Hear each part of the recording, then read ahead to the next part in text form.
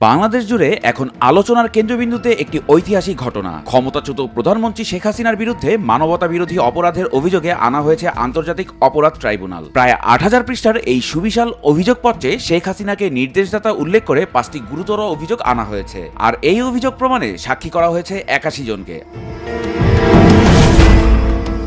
আজ দুপুর 12:15টায় ট্রাইব্যুনালে অভিযোগ দাখিলের শুনানি শুরু হয়, যা সরাসরি সম্প্রচার করে রাষ্ট্রীয় টেলিভিশন বিটিভি। অভিযোগপত্রে দালিলিক প্রমাণ, ভিডিও ও অডিও কলের বিস্তারিত বিবরণ সহ মোট ৮,৭৪৭ পৃষ্ঠার তথ্য উপাত্ত দাখিল করা হয়েছে।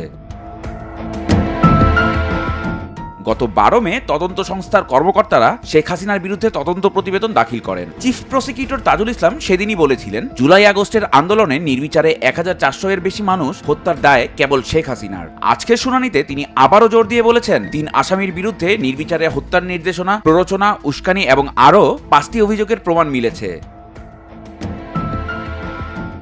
চিফ প্রসিকিউটর তাজুল ইসলাম আরও বলেন, এই বিচার অতীতের প্রতিশোধ নয়, বরং ভবিষ্যতের জন্য একটি প্রতিজ্ঞা যে ভবিষ্যতে মানবতা বিরোধী অপরাধ থাকবে না। জুলাই আন্দোলনে বিক্ষোভকারীদের দমনে ব্যাপক ভিত্তিক ও পদ্ধতিগত হামলা চালানো হয়েছিল, যেখানে পরিকল্পিত হত্যাকাণ্ডে আইন শৃঙ্খলা বাহিনী ও আওয়ামী লীগের অঙ্গ সংগঠন অংশ নেয় বলে অভিযোগ। যে আদালত শেখ হাসিনার সরকার মুক্তিযুদ্ধে যুদ্ধাপরাধীদের বিচারের জন্য গঠন করেছিল, সেই আদালতেই এখন তার বিরুদ্ধে বিচার কার্যক্রম শুরু হয়েছে। দেশ জুড়ে এই ঘটনা এখন এক নতুন আলোচনার জন্ম দিয়েছে, যা ভবিষ্যতের দিকে তাকিয়ে আছে।